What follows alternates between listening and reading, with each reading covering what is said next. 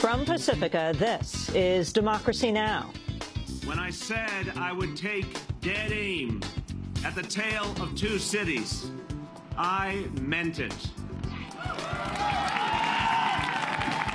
Bill de Blasio is sworn in as mayor of New York City, vowing to fight income inequality. We'll play highlights from the inauguration, including the legendary artist and activist Harry Belafonte. Changing the stop and frisk law is as important as it is. The change of the law is only the tip of the iceberg in fixing our deeply Dickensian justice system. Then a national broadcast exclusive. Civil rights attorney Lynn Stewart is freed from prison after a federal judge grants her compassionate release. Lynn, did you think this day would come? Well, somehow or other, yes, but not as wonderful as it has come. And how suddenly, it's like bursting on me, you know? I mean, yesterday at this time, I was deep in the dungeons, and here I am in my beloved New York. It's just wonderful. We meet Lynn Stewart at the airport as she arrives in New York and rises up from her wheelchair to greet her family and friends. We'll speak with her about her time in prison as she battles cancer. All that and more coming up.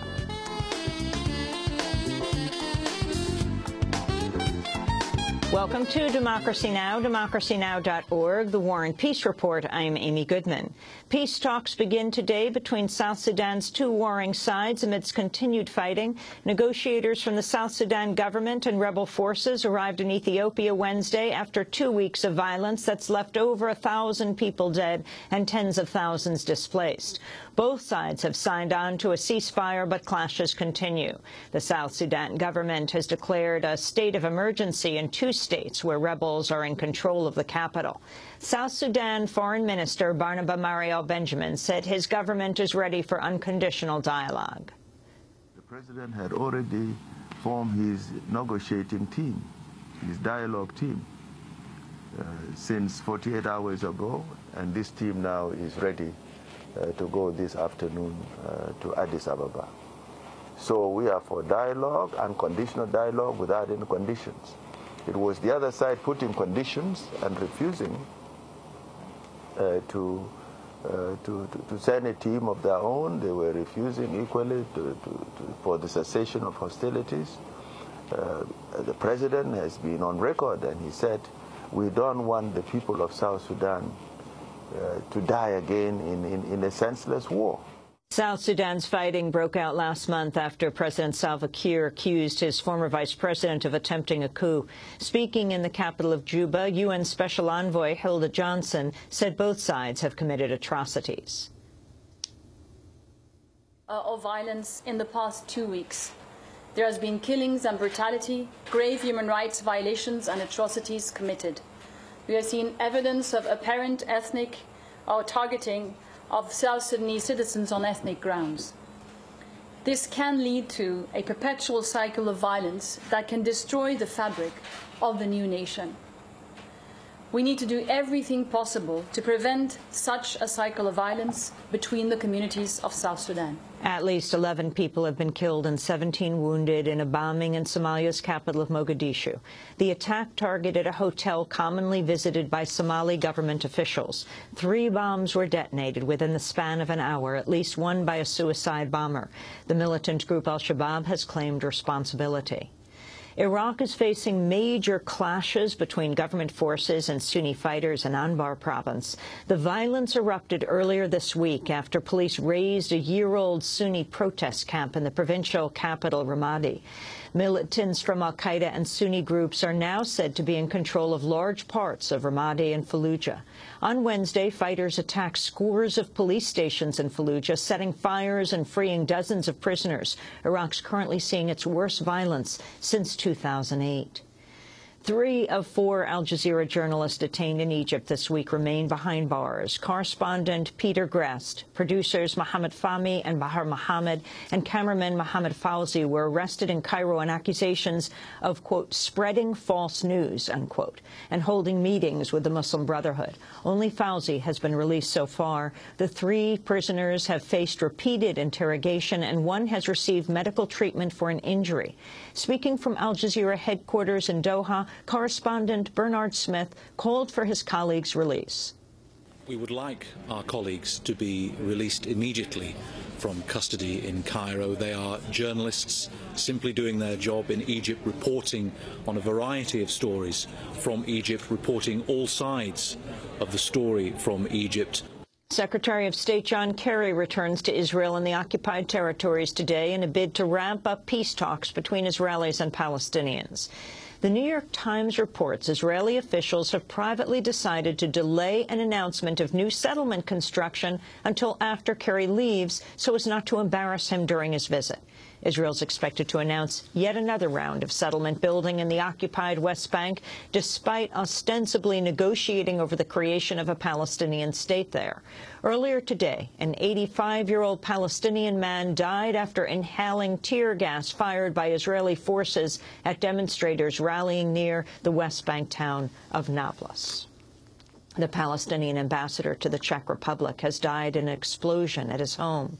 Czech officials say Jamal al-Jamal appears to have accidentally triggered an explosive device attached to a safe he'd been trying to open. Millions of Americans have begun receiving health insurance after the coverage provided by President Obama's signature health care law went into effect Wednesday. The first day of Obamacare's insurance plans coincided with the expansion of Medicaid coverage under the law to about half the states. In addition to the plans going live, provisions have also taken effect that ban insurance companies from denying coverage based on pre-existing conditions or limiting reimbursements for essential treatment. In an opinion piece, the filmmaker and single-payer advocate Michael Moore writes that Obamacare is both awful for strengthening the insurance industry and a godsend for helping low-income Americans obtain life-saving insurance. Moore says, quote, let's not take a victory lap yet, but build on what there is to get what we deserve, universal quality health care, he wrote. Bill de Blasio began his term as New York City mayor Wednesday with a bold pledge to tackle income inequality in the nation's largest city. De Blasio was sworn in Wednesday following last year's historic victories in the Democratic primary and general election on a progressive platform. In his inaugural address, de Blasio focused on his campaign pledge to address what he called a tale of two cities, a growing gap between rich and poor. When I said I would take dead aim at the tale of two cities, I meant it.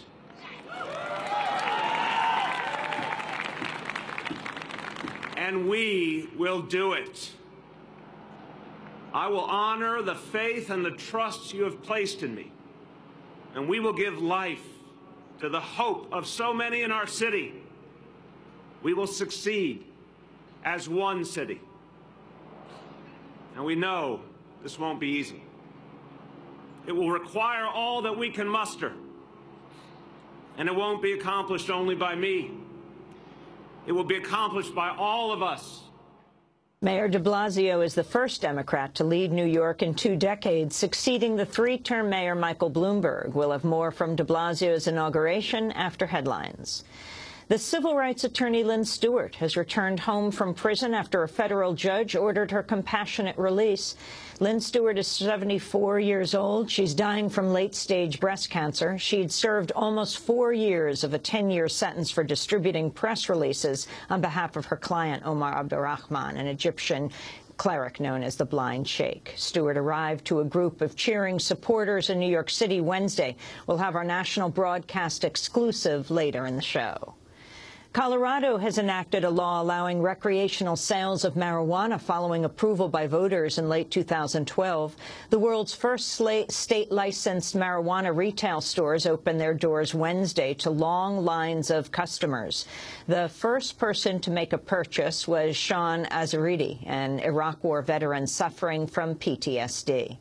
Azaridi spoke to reporters along with marijuana advocate Betty Aldworth. I get to use recreational cannabis to help alleviate my PTSD, and it's a stepping stone for other states to help other veterans as well. In Colorado, we expect almost $400 million in sales next year. And across the nation, the marijuana industries will create $2.34 billion of economic activity. Possession and private use of marijuana has been legal in Colorado over the past year, but it will now be legally produced and sold as well. Around 3 dozen stores have been licensed to sell to customers. A federal judge has upheld a decision striking down a Florida law that forces welfare recipients to pass a drug test. The measure barred applicants who test positive for drug use from receiving government assistance for 1 year or until they complete a drug abuse program. On Wednesday, Judge Mary Scriven sided with previous rulings that found the law violates constitutional protections against unreasonable searches and seizures. Figures from a period when the law was briefly in effect showed the testing turned up a less than 2% drug use rate among welfare recipients, far less than the rate for the general population at 8%. The law ended up losing money for the state because the high cost of the testing exceeded the low savings from denying benefits. A federal judge has rejected a challenge to the U.S. policy of searching computers and other devices at border checkpoints without a warrant or proof of wrongdoing. The American Civil Liberties Union had brought the case, arguing border officials should have reasonable suspicion in order to seize and search private electronics.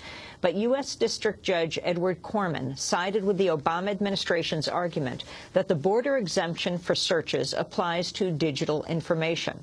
The case was filed on behalf of an Islamic Studies graduate student at Montreal's McGill University.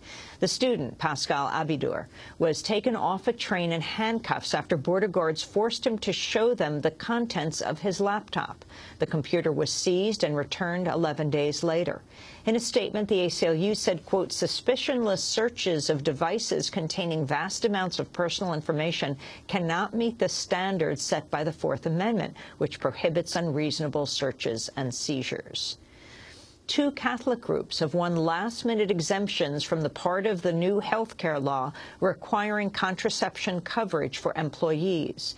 The Obama administration already agreed to grant exemptions for religious organizations last year, but plaintiffs in the case say the certification process for them to opt out marks a violation of their religious freedom. Supreme Court Justice Sonia Sotomayor granted the temporary injunction on Tuesday night, hours before the mandate took effect. The Supreme Court is set to hear a challenge to the contraception mandate by for-profit corporations later this year.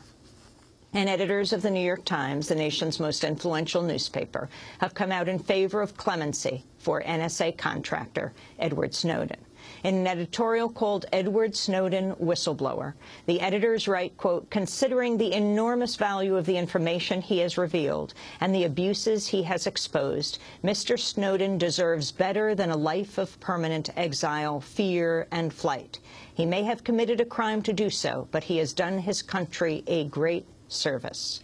Those are the words of the New York Times, and those are some of the headlines. This is Democracy Now!, democracynow.org, The War and Peace Report. I'm Amy Goodman. And I'm Juan Gonzalez. Welcome to all of our listeners and viewers, and a Happy New Year to you, and all of our listeners and viewers around the country and the world.